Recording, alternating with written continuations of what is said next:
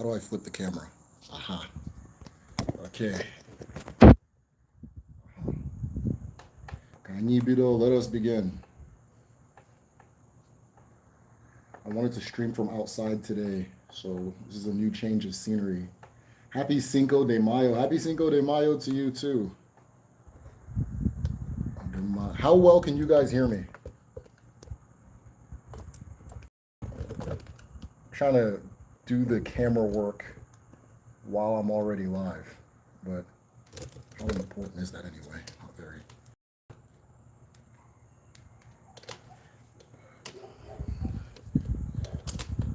Oh boy. Anyways, who cares? All right. Let us begin. Let us begin. So no, that's way too dark. I just saw it on the camera. Hold on. It is way too dark. Why is that off? This nonsense has begun.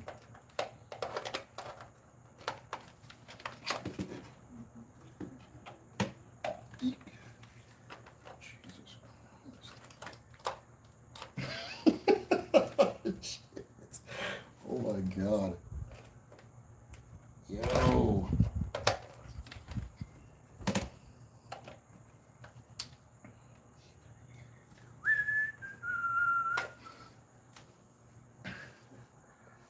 All right. Ndewo, everybody. Ndewo. All right. Duran is in the house. Everybody's in the house. Do. Let us go ahead and begin. All right. So I don't know why this light just did this. There's just too many moving pieces. I need like a PA or something. Like a PA or something.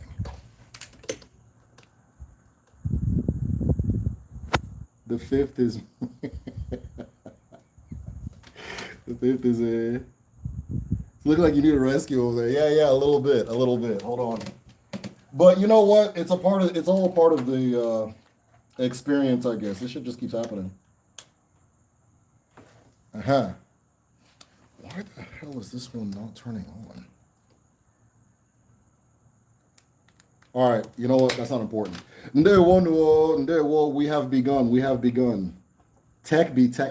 Every time I try to do these lives, it's always when I do the live. So we're doing this live in the dark today. Udo. Can you guys hear me? Let me know if you can hear me well. If everybody can hear me, we're gonna go ahead and begin. I can't even see how many people are here yet. It works when it wants to 100%. Okay, I'll do it. You guys can hear me. Udo. Okay, Kaibido. So this is Derek Ofaderenwa. This is with the Medicine Shell. This is Ask Me Anything, our live. I just dropped a video today. I don't know if you guys have seen it yet. So if you guys haven't seen it yet, I compared Igbo and Akan spirituality. So if you have questions about that, this is definitely the place to discuss it. Any questions you have about Odinala, this is the place to discuss it.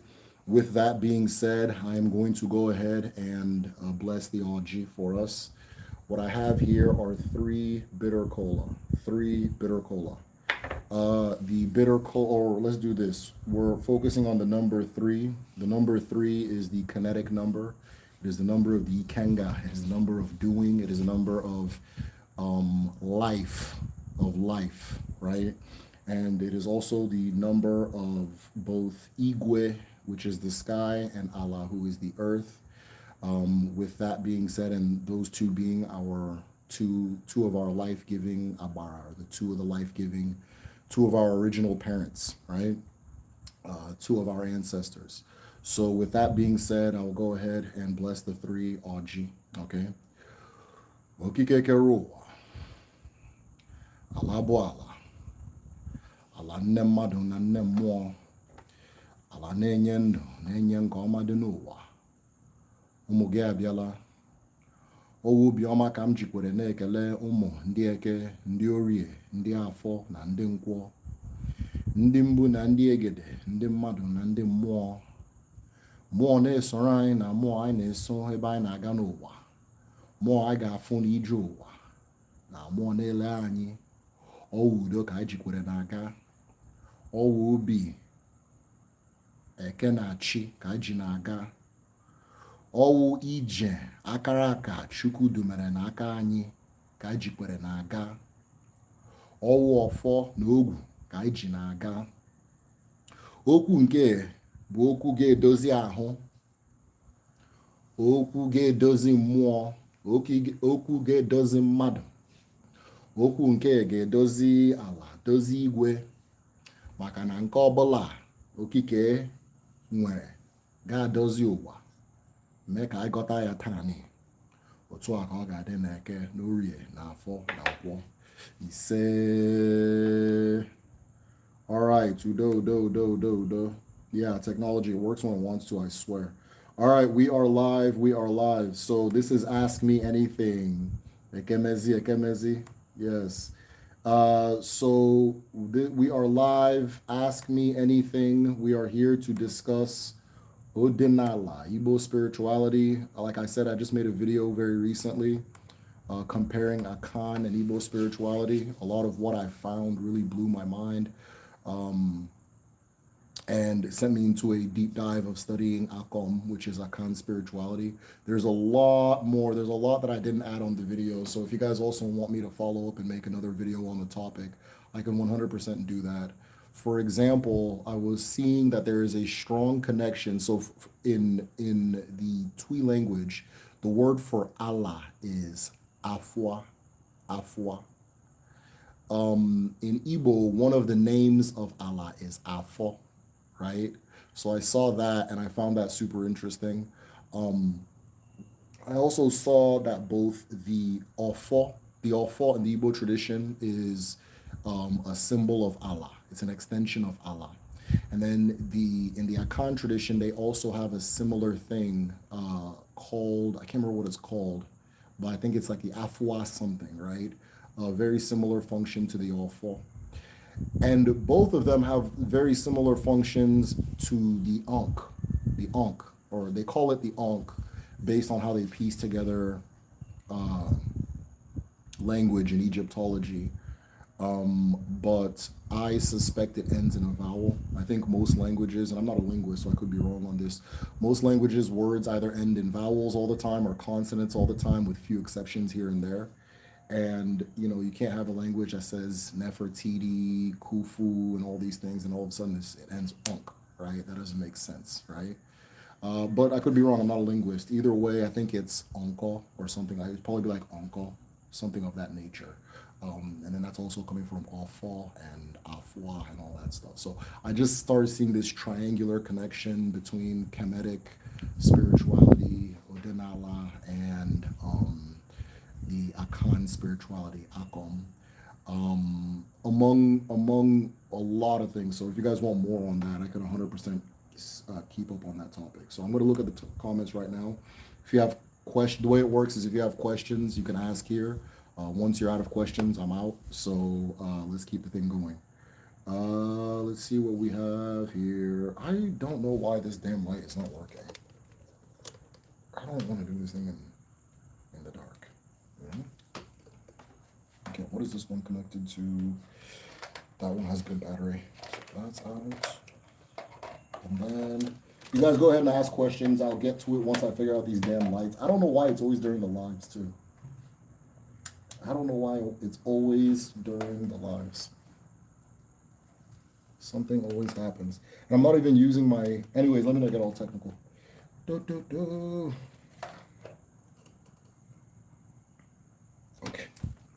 I know what I'll do. Capos corrupted. The wrong thought to the public. To the public and me. Jimmy crack in the flesh. There we go. All right. We got it. Hey, God.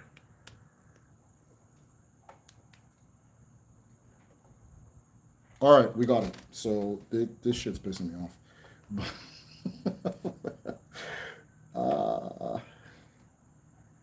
Cool. Works when it wants to. Just a regular schmegular Tuesday.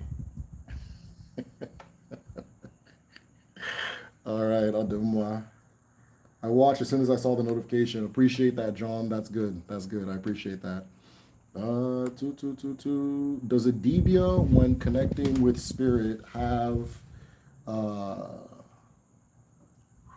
does a debia, when connecting with spirit, have that or those spirits with them, or attached to them for life? Are they at Are they attached to the individual? So no, it's just like you're connecting to a person, right? In certain circumstances, you talk to a person, you guys have a conversation, and then you go your separate ways. It's not necessarily like that. A person who's a DBA would also know how to navigate that realm. So no, the spirits that a DBA connects to do not stay connected to them for life.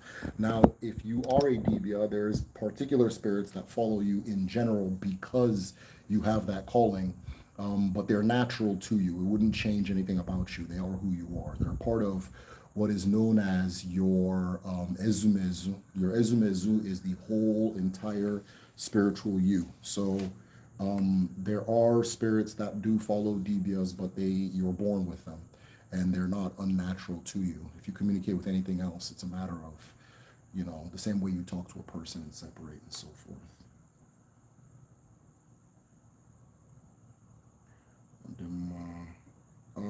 Have you looked into comparison between Isese and Odenala? I have noticed some similarities between the concept of Ori and the Ezumezu, one's complete self. Yeah, 100%. I think Ori more correlates with one's chi, right? I think based on what I know, the Ori correlates with chi a lot. But yeah, I've looked into it and I will for sure do a video if you guys want to see that. Isese and is the spiritual system that things get compared to the most as far as our learning community. A lot of people are familiar with Ifa and different things like that, and so they bring up different topics, or okay, this sounds like that and that kind of thing. So we regularly compare the two. So if you guys want to see a video, I can definitely 100% do that. There's a lot to be compared and contrasted. So my diviner said I'm a healer, and that's what I went to school for. But since becoming disabled, I haven't found a way to keep going on the path I was on before.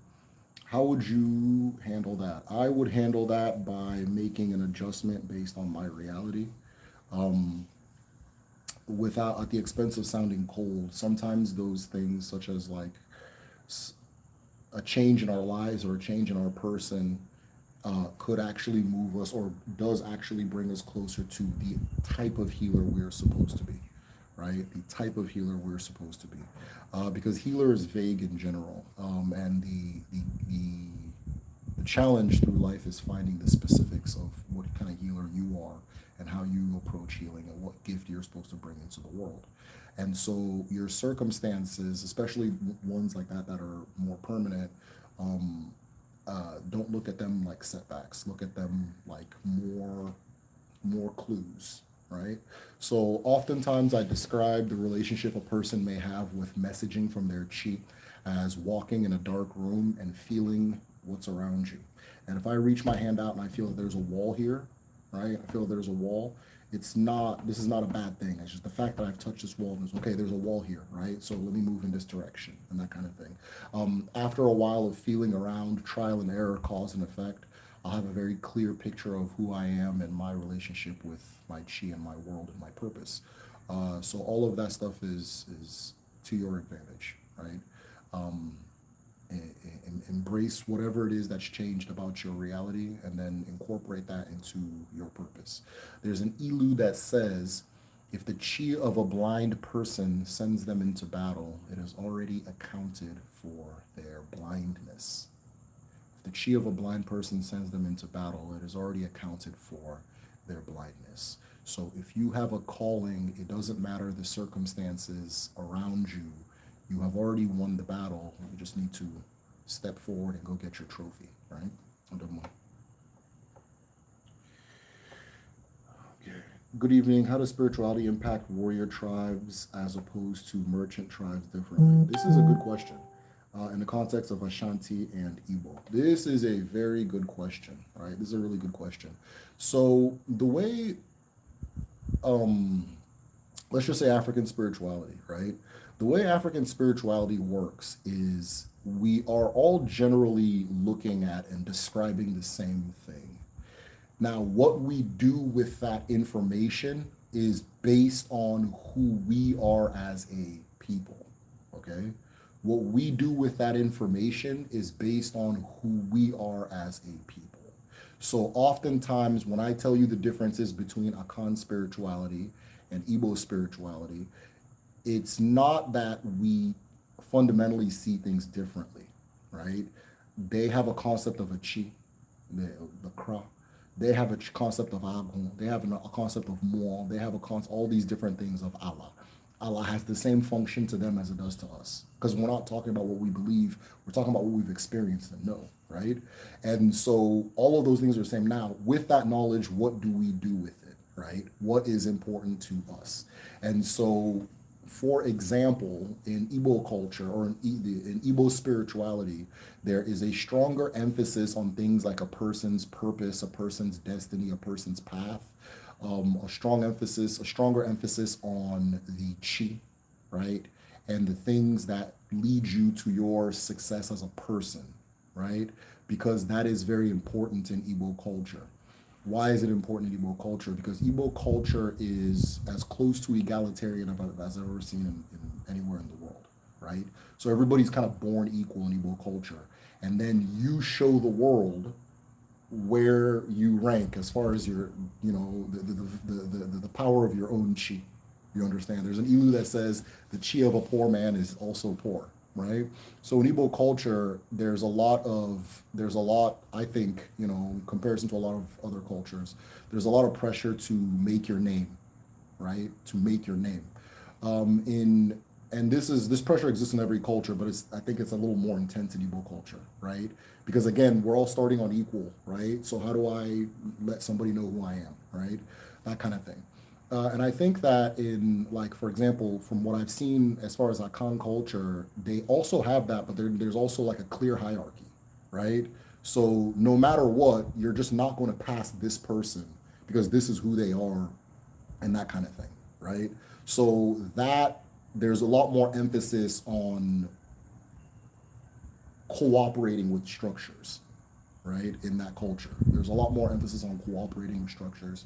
In Igbo one, there's more emphasis on like trying to make your name. The best comparison, there's this document that I was reading a long time ago. It was like a French person in the 1800s, maybe 1800s, walking through America, and the French person was really amazed and baffled by American culture. And he said was that because there's no like birth order, everybody's just kind of born the same, more or less, right? Everybody is trying to get somewhere as far as their life. Like everybody's trying to make it, right? That's a big thing in this culture that you don't see as much in his culture because there's a clear, these are the lords, these are the whatever, these are the peasants. I mean, you can be a cool peasant, but you're still a peasant, right? And in America, they don't have that. So I think that's kind of the comparison, right? That's the comparison. So based on who we are, we make of it what we need. And I think that's, yeah, that's more or less it. That was a really good question. It was smart.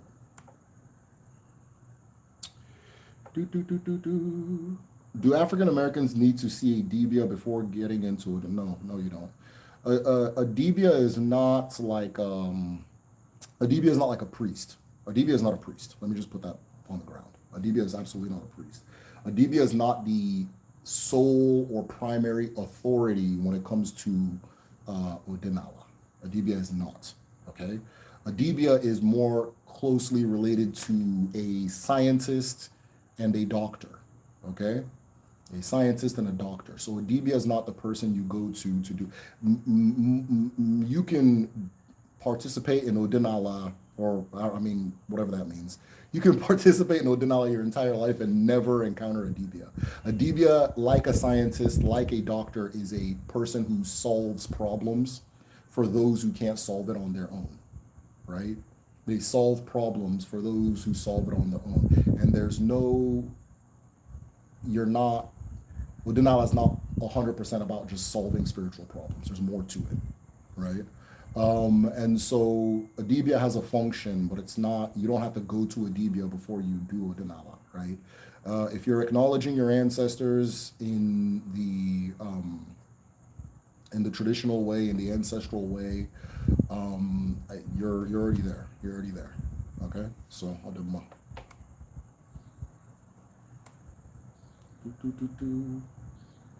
Isheshe. Okay, I'll do more. Uh,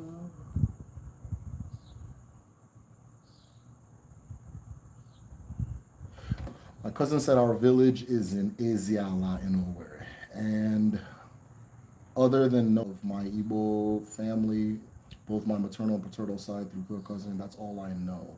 It's kind of all you need to know, right? That's Deuce. Okay, Deuce, did you do like a DNA test by chance? If you did a DNA test, okay, that changes the statement for me. If you did like a DNA test and you found a cousin and the cousin said that your town is in Iziala, that's maybe all you need to know. If you are like, you know, maybe first gen in America or you're like Igbo person, you grew up in like outside of the East. Yeah, that's all you need to know. If you go to Iziala, they'll guide you where you need to be guided and put everything together for you, right? Odemma. Is there a way you can create your own alpha, especially if you're not the only spiritual member of your family? Okay, so alpha, that's a good question. So there's different types of alpha, and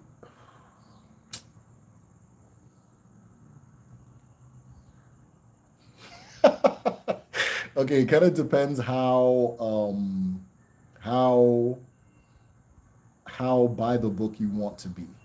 Okay, so if you were to receive alpha, first and foremost, make sure the alpha you received was given to you by the alpha tree.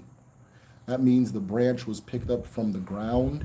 It was not cut from the tree or pulled from the tree before its time. Okay? So if you want to have your own alpha created, you pick up the branch from the ground. There's a specific tree called the alpha tree back home.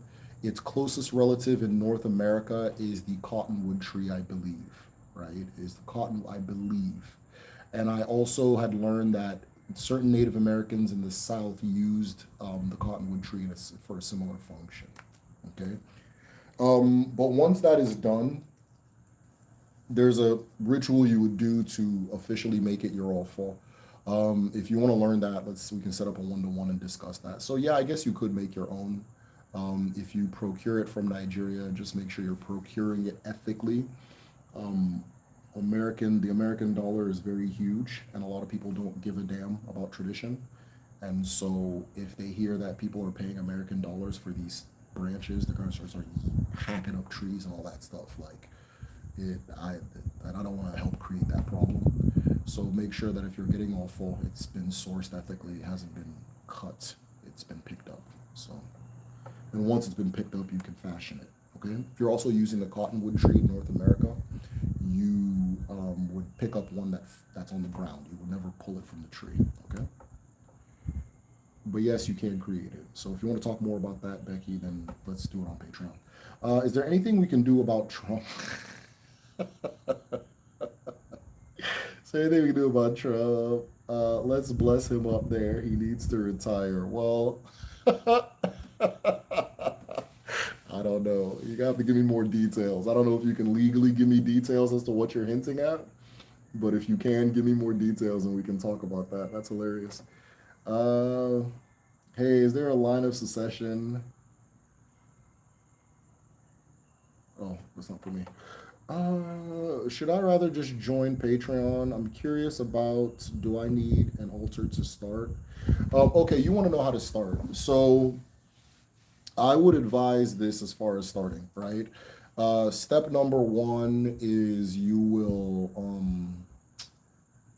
why can't I think? My brain just stopped. Okay, the first thing as far as starting is you learn who your ancestors are and what their names are, right? This is a lifelong journey you're going to undertake. It's not something that you're going to do once and it's over. So you learn who your ancestors are and their names and their stories. Their stories is important, right? And just, continue doing that because that's the core. That's the core, okay? Remember, family does not stop being family after death. So that is the core. After that, I personally would advise learning how to perform Iwa Oji. Iwa Oji. Okay? So we teach Iwa Oji in the traditional medicine class. We teach it in the language class, and then if you want to schedule a one-to-one with me, I can also teach it to you. That's on Patreon. Or I have made a video called How Our Ancestors Pray. You can take a look at that if, maybe, I don't know, maybe funds is an issue or whatever. Take a look at that video, it's available. Whichever way you want to do it, but learn how to do that. And then begin a dialogue. Just begin a dialogue, right? You wake up in the morning, you perform Iwaji while the sun is rising. And from there, the pieces will come together for you. But if you start with just that basic, everything will come together for you naturally in its own time. But yeah, you don't need like an initiation. Nobody can initiate you into being connected to yourself and connected to your ancestors, right? Now, if you want to become like a Dibia, an Inze, and also all these different things, all these very specialized roles in the big picture, then yeah, there are initiations and things like that, right? And they're not necessarily for everyone, but just to start, yeah, I would start from what I just told you. And then, of course, I have a lot of resources available on this channel. If you have questions about things, terms, how to do this, how to do that, I probably have a video for it, or you can at least reach out to me, okay?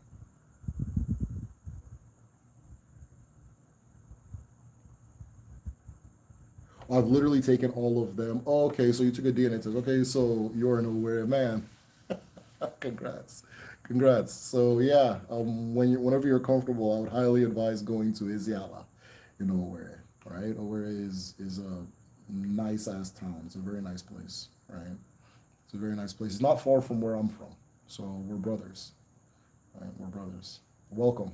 Welcome home. Um, yeah, you go to Iziala, maybe, whenever you're ready, and you should be okay from there. Please explain the meditation method you use. Meditation method I use. Okay, cool. So the way I meditate, the first thing I do, of course, is I sit down, and I always make sure my back is straight, right? I keep my back up when I'm in. I don't relax it on anything, okay? Next thing I'll do, of course, is I'll close my eyes. After closing my eyes, I'll just begin trying to focus on my breathing and breathing as slowly as I can. Breathing as slowly as I can. Once I kind of get a rhythm of my own breathing, I will start from the top of my head. I'll just, okay, relax your scalp. Even though I can't physically relax my scalp, I'll make myself relax my scalp, right? Whatever that means. Then I go down more, relax your ears, relax your eyes, relax the nose, mouth, all that. And I'll just keep going down and relaxing different parts of my body. Even make sure to be cognizant of even parts you can't naturally, just say it or think it, right? Relax this part, breathe more, breathe more, breathe more. Relax this part, breathe more, breathe more, breathe more, relax. Until everything is relaxed. Now, when I do that, I'm noticing, it helps me notice that I'm tensing parts of my body that don't make any sense to tense. Like right now, I'm tensing this shoulder here. No reason. I just caught it, now I'm relaxed, okay? So that kind of thing. Tensing, and then, or relaxing all the way down to your toenails. Yeah, relax your toenails doesn't make sense, but just do it. Just say it to yourself anyway, right? And then I keep doing that. I'm still just focusing on my breathing. Anytime I start struggling to focus on my breathing, I'll actually hold my breath, right? I'll actually hold my breath, and then I'll exhale, and then it's kind of a refresher. And I'll just sit there and just do that and do that. I'm not thinking about anything at all. I'm not even thinking about the fact that I'm meditating. I'm trying the hardest I can to absolutely not think, right? Absolutely not think.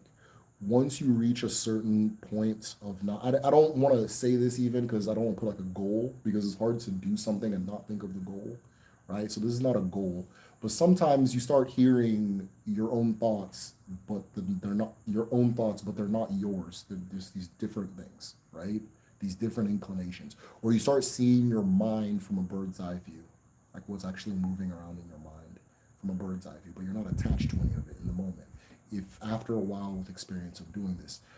And then I just open my eyes and I start walking. I never say I'm going to meditate for 15 minutes, 30 minutes, and I don't do that. Right? When I'm really in the zone, I'll just randomly eyes open and then I'll get up and start walking. And the reason I do that is because I stay in that meditative state, and then I just walk around for that moment for maybe an hour, maybe the whole day, sometimes the whole day, in that state of being, right? In that state of being, okay? Meditation in Odinala is classified, or you can see it as a thing called Igochi. Igochi, right? Igochi is receiving your chi, or coming closer to your chi. So what you're doing with meditation is you're silencing everything so that you can get to your original voice, your original tempo, your original rhythm, right? Your original rhythm. You're silencing everything else and you're going back to your root. You're on a spiritual level and then you're operating from that perspective. So that's why I do mine the way I do it. Another form of meditation in Odina is hard to call meditation in the West, but it's Igor Mo. Igor Mo is receiving the spirit. And so with Igor Chi, you are returning to yourself. With Igor Mo, you are taking on something else. Taking on something else can come in the form of like spirit mountain, right? You are allowing another spirit to occupy you for a moment for whatever reason, right? It can also like actually like releasing yourself and then astral travel, astral movement, right? Releasing yourself and then entering another place non-physically. That's Igor Mo.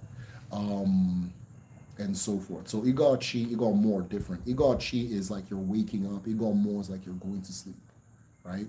Both of them are applied in Odinala for their different reasons. I noticed when I was doing the comparison between Akan and Igbo spirituality, Igor Mo is super, super important in their traditions. And I think that, and I noticed that too with Voodoo, like so from like Ewe area into Ghana, it seems like that Igor Mo, that receiving the spirit is a big part of what they do. We also do it, right? We also do it in Odinala, but it's not as, I don't think it's as common as the way it's used over there, right? And we do a lot more Igochi, like things that pertain to Igochi, right? The returning to the self. So that's my own meditation thing. Started meditating and watching videos too. Yeah. Sometimes, yeah, like sometimes like for learning, I'll like read something or watch something and then I'll just sit and meditate. I won't even think about the thing. I won't even think about the thing. And I'll just meditate so it just sinks in. Okay. So yeah, Becky, thanks for that. Good one.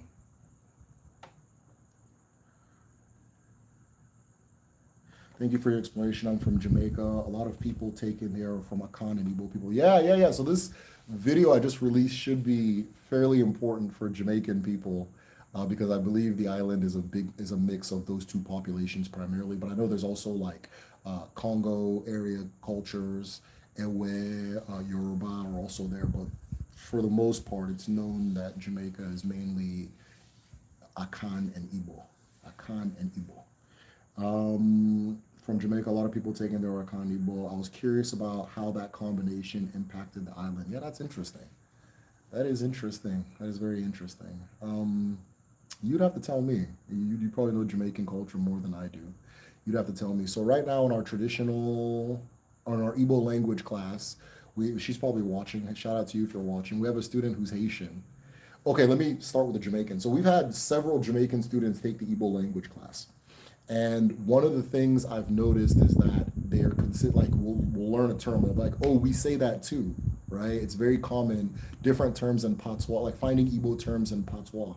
We now have a student who's Haitian, so we're finding a bunch of Igbo terms in Creole, which is like a lot, like it's like a lot, to the point where we say me or myself the same way, that kind of thing, right? And so all these different things that pop. I learned that in Haiti they used to say ndewo, used to be a common greeting, things like that. So, but with Jamaica, for example, one of our Jamaican students was we were learning about the word bufu, or using how to use fu, and fu is like if you attach fu at the end of a verb, it means you've done that verb to the point that it's useless, like to the point where it's a problem. And so bufu is like something that's like big to the point of like ridiculousness or uselessness. And she starts laughing. She's like, in Jamaica, we say bufu for like a really fat person. I was like, oh.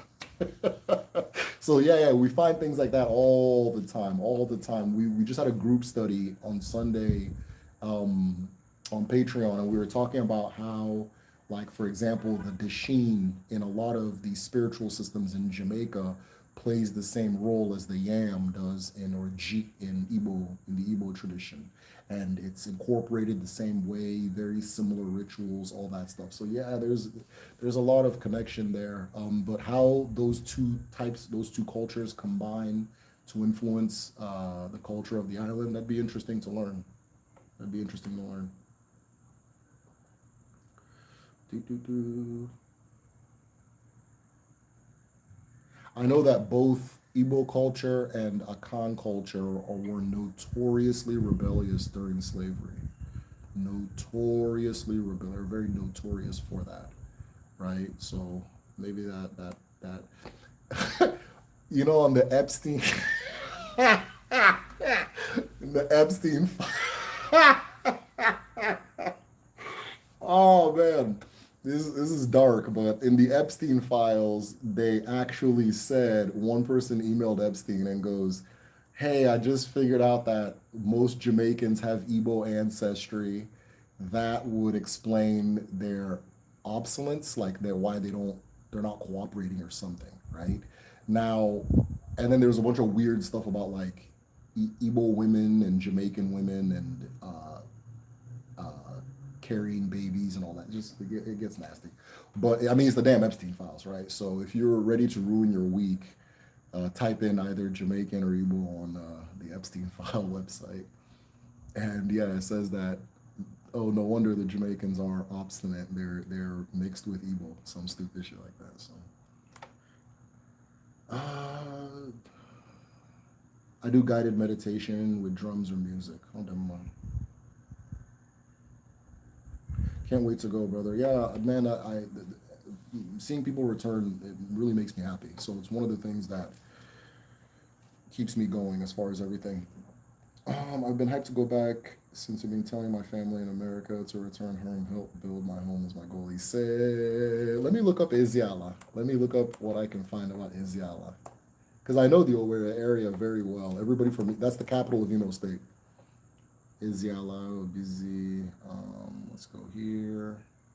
Map. I want to know exactly where Iziala. Okay. Okay, it's near Amuji. I know Amuji. And Iziala. Okay, no. It is not near Amuji.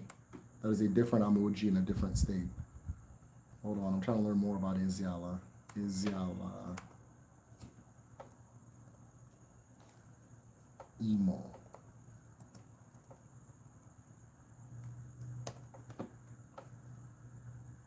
Oh.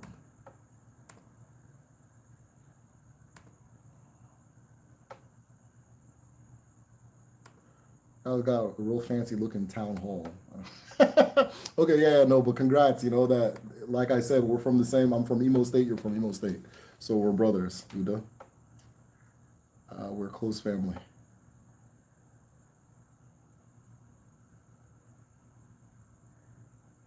I tend to spread my awareness to my whole body and ask, what does my whole body say? Yeah, yeah. So with the way I do it, right, when going to different parts, you just kind of gain an awareness of each, what everything is doing. Like you'll be like, oh, why am I tensing my eyelids? And you didn't think, you would never organically think, oh, stop tensing your eyelids, things like that, or where your body is carrying stress. It's good for seeing where your body is carrying stress, right? Um, because your thoughts are not just in your mind alone, right? Your body carries your thoughts too. Your body carries your thoughts too.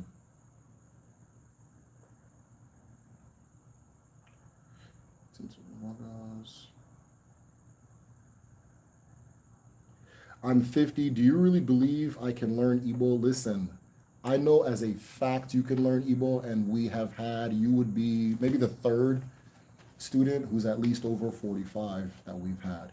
And I know we would have more if more people did not believe. Hold on, guys. No, I know we'd have more if more people didn't believe that age was a limit to language learning, right? But it is not. It is not. I am not doing this setup again. I'm going back to the main camera. But anyways, age is not a restriction for language learning. And I'll say this: the way we teach Igbo makes it very. Anybody who's taking Kedu, you can tell me I'm wrong if I'm wrong.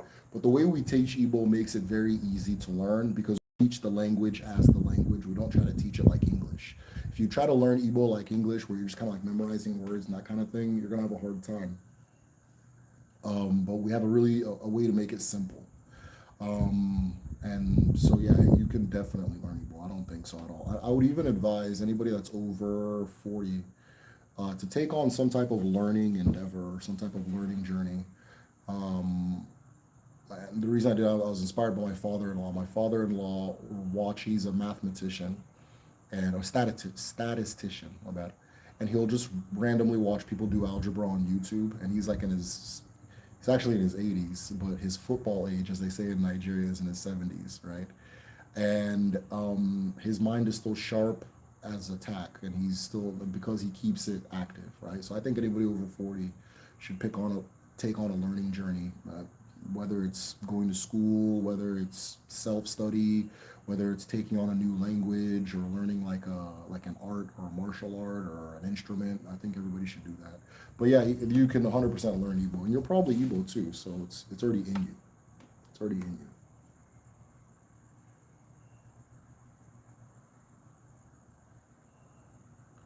Oh, them, yes, you got this. Yes, thank you for that, Becky. I'm 23 and I've been trying to learn Igbo alongside my schooling. I can't wait until I'll be fluent. I'm claiming it. He said, my daughter stole my bell, otherwise I'd ring the bell for you. So he said, if you claim it, you'll receive it. Huh? Oh, God.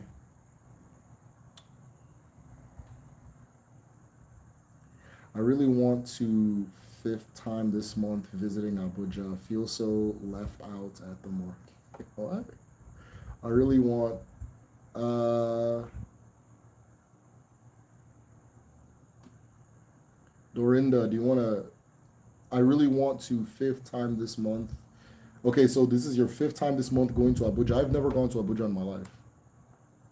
I've never gone. I don't travel too much when I'm in Nigeria, and that's something I need to be better at. I like watching the travel vloggers. There's this girl from Uganda that's traveling through Nigeria right now. I really like her trip. I'm trying to remember her name. I think it's Simpo, Simpo something. Um, yeah. Anyway, she's traveling through Nigeria. She's Ugandan, and she's having the time of her life. And so I've been inspired, even as a Nigerian, to start traveling more. Because anytime I go to Nigeria, I go straight to the village, and I just got to go to Nigeria to be with my family, right? So I go straight to the village and chill. But next time I go, I'm going to give myself time to move around and see different places and that kind of thing. So I'll do more. Would ego more be similar to channeling a spirit like mediumship? Yeah, ego more is in the realm of yeah, because you're connecting to something outside of yourself. So yes, mediumship is a form of ego more, right? Ego chi, you're silencing everything, you're returning to the self. Ego more, you're silencing the self to connect to something else, right? Both of them are valid. Both have their purposes. Ego more gets used in a lot of healing in a lot of healing. Igor more gets used in a lot of like sometimes with initiations, it gets used. There's just a lot of Igor more going on, right? That kind of thing. So for battle. All right. So yeah.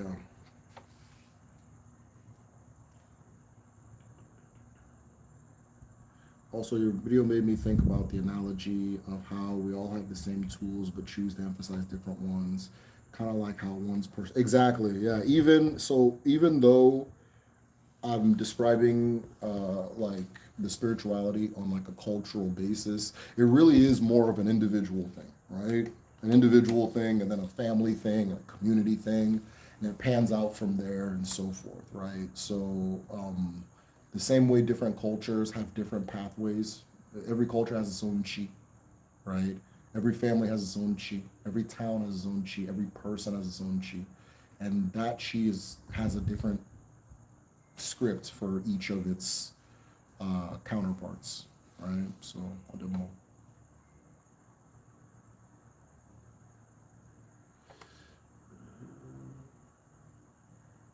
My husband pointed out some Igbo words. He's Jamaican. Yeah, yeah, yeah. That's dope.